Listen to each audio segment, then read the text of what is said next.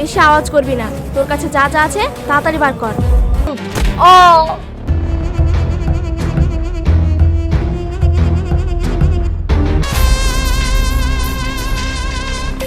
ওখান থেকে কিছু টাকা দাও না, আমি কিছু কিনে খাবো। এই পাগল, খাবার খাবি? এই নে।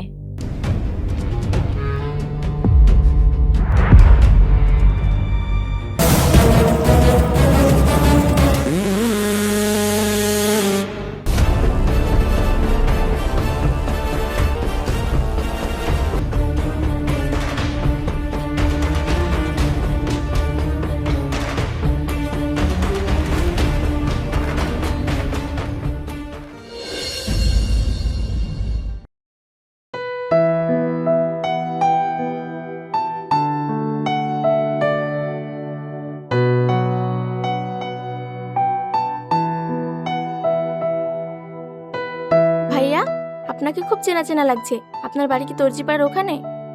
আরে না না, আমার বাড়ি দর্জি পাড়ায় না, আমার বাড়ি মধুপুর মাঠ পাড়ায়। দেখেছিস, তোকে বলেছিলাম না আমরা যে ছেলেটার কথা বলছিলাম এই ছেলে সেই ছেলে না। কিন্তু এটা কি করে সম্ভব? সেম টু সেম একই রকম দেখতে।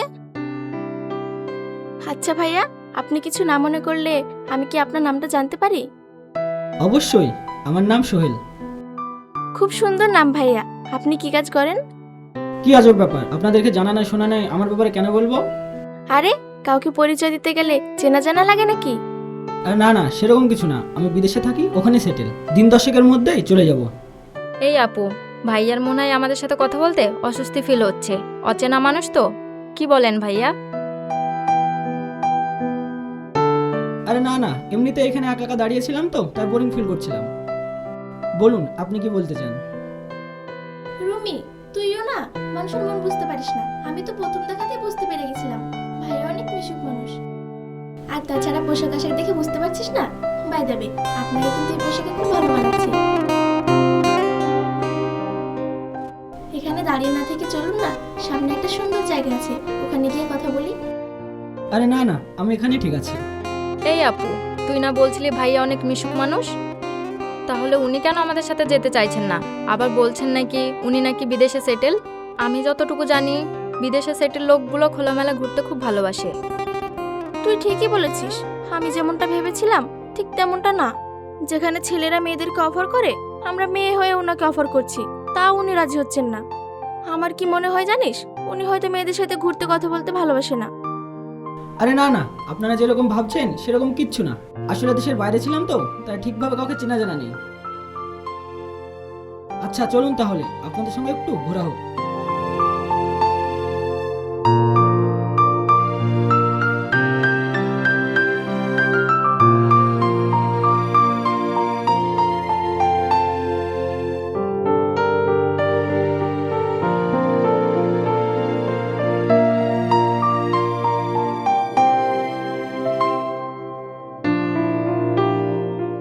আসলে সত্যি এখানকার পরিবেশটা অনেক সুন্দর, তোমাদের সঙ্গে ঘুরতে ভালো লাগলো। আচ্ছা ঠিক আছে, তোরা দুজন এখন মনের কথা খুলে বল। আমার একটা ফোন আসছে, আমি কথা বলে আসছি। হ্যালো, কি হয় আপনার? আমার বোন। তারপর আপনার এই জায়গাটা কেমন লাগলো, আর আমাদের সাথে মিশে কেমন মনে হচ্ছে? জায়গাটা খুব সুন্দর, জায়গার সাথে সাথে আপনিও সুন্দর। আমারও তোকে খুব ভালো লেগেছে। তোর কাছে যা যা আছে সব কিছু বার কর।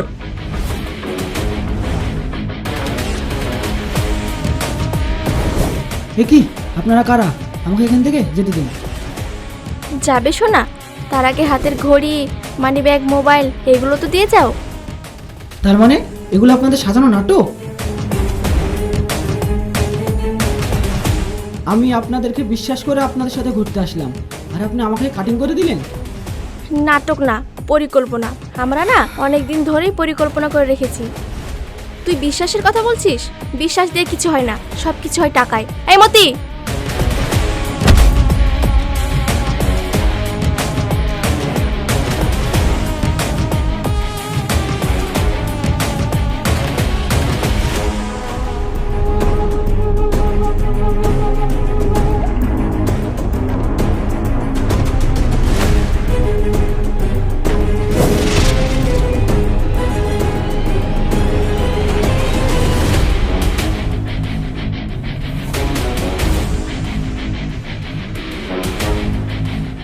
স্যার এইমাত্র আমার চোখের সামনে একটা ছিনতাই হয়েছে। আপনি যেমনটা বলেছিলেন ঠিক তেমনটাই আমিও দেখলাম। একটা ছেলে আর দুটো মেয়ে মিলে ছিনতাই করে বেড়াচ্ছে। কি বলো, ইনফরমেশনটা একদম সঠিক? তাদেরকে অ্যারেস্ট করতে পেরেছো? না স্যার, আমি এদেরকে অ্যারেস্ট করিনি। আমি দেখতে চাই এদের শেষ কোথায়, এদের মাথা কোথায়। আপনি কোনো চিন্তা করবেন না স্যার, আমি 2-1 দিনের মধ্যেই এদেরকে অ্যারেস্ট করব। Black09, আমার তোমার উপরে পুরো আশ্বাস আছে, তুমি এই কাজটা করতে পারবে। তবে শোনো, চোখ কান খোলা রেখে কাজ করবে। প্রয়োজনে সব রকমের হেল্প আমি তোমাকে করব। Okay sir.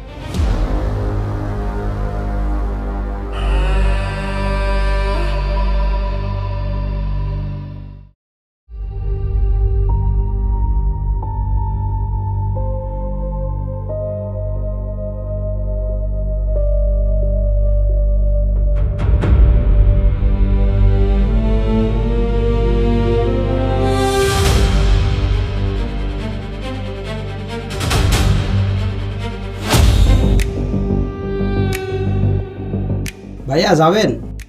না, যাবো না। প্লিজ ভাই চলেন না, আমার মা অসুস্থ, হসপিটালে ভর্তি আছে। এই টাকাখানা নিয়ে গেলে আমার মায়ের চিকিৎসা হবে। ও আচ্ছা, তা কোন হাসপাতালে যাবেন? আমতলা রয়্যাল হাসপাতাল। আচ্ছা ঠিক আছে, আপনি যেহেতু বিপদে পড়েছেন উঠে বসুন, আপনাকে হাসপাতালে পৌঁছে দিচ্ছি। ঠিক আছে ভাই, চলো চলো।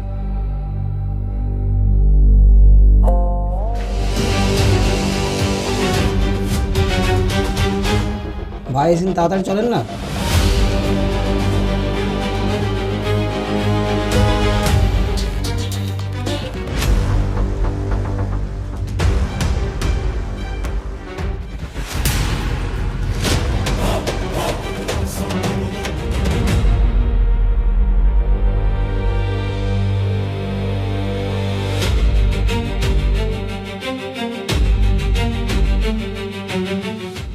কি ব্যাপার ভাই, এখানে এভাবে দাঁড়ালেন কেন? আমার একটু চাপিছে, ইয়েটা করে আসছি, আপনি এখানে বসুন। ঠিক আছে ভাই, তাড়াতাড়ি আসবেন। ঠিক আছে, আমি যাবো আর আসবো।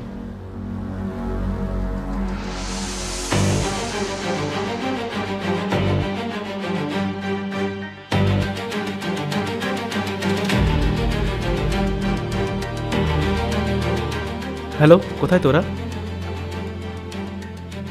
আমি একটা মুরগা পেয়েছি। তোরা প্ল্যান্টের আশেপাশে থাক, আমি ওকে নিয়ে আসছি।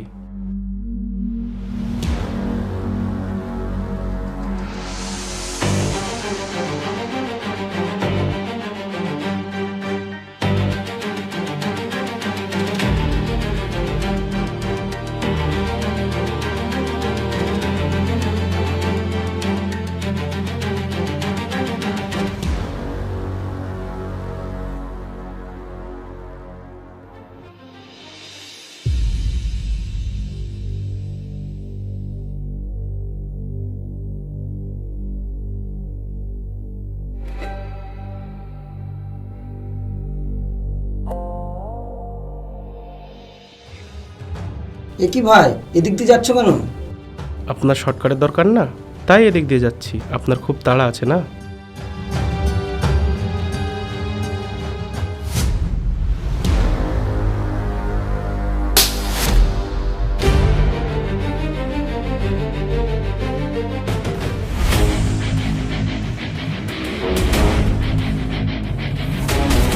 এনাম, দাঁড়া এখানে। আপনারা কারা? আমাকে চুপ। ছাড়ুন, ছাড়ুন।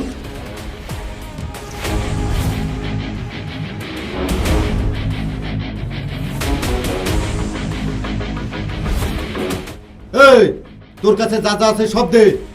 আমার কাছে কিছু নেই, আমাকে ছেড়ে দেন।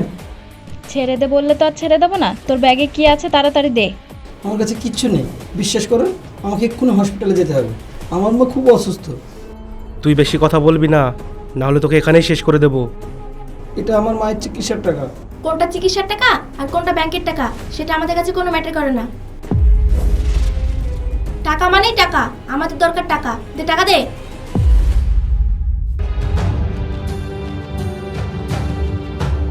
হ্যাঁ, খাবো খাবো খাবো, খাবো খাবো খাবো, খাবো। হ্যাঁ এই পাগলের বাচ্চা, যা এখান থেকে। খাবো, আমার বিশাল খিদে লেগেছে। খাবো খাবো।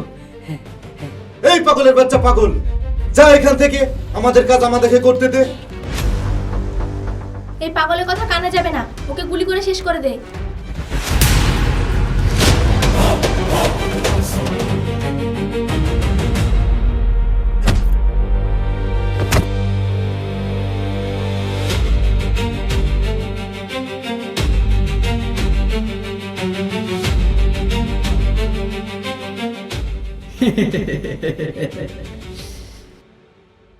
তোরা অনেক অপকর্ম করেছিস, গরিব অসহায় মানুষদের সঙ্গে চিন্তা করেছিস, আজ তোদের সব খেলা শেষ।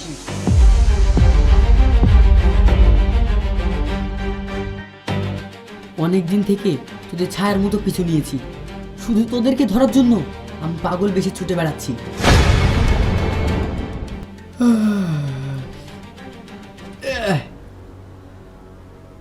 আজ আমি সেই মৌকা পেয়েছি। স্যার,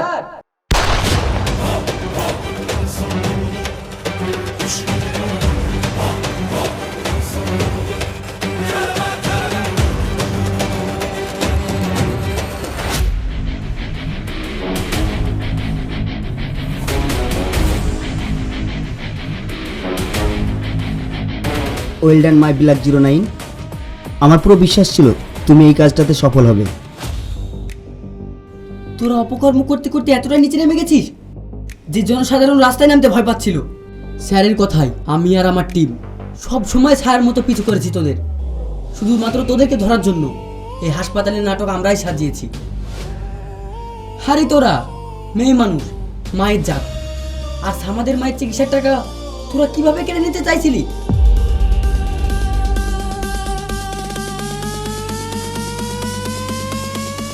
আজকে যদি তোদের মা হাসপাতালে ভর্তি থাকতো আর তোদের সঙ্গে এই ঘটনাটা ঘটতো, তাহলে তোরা কি করতিস? আরে হে, আমি কাদেরকে শোনাচ্ছি? তোরা তো চোর, চোরে না শুনে ধর্মের বাণী। তোদের একটাই পরিণতি কি জানিস?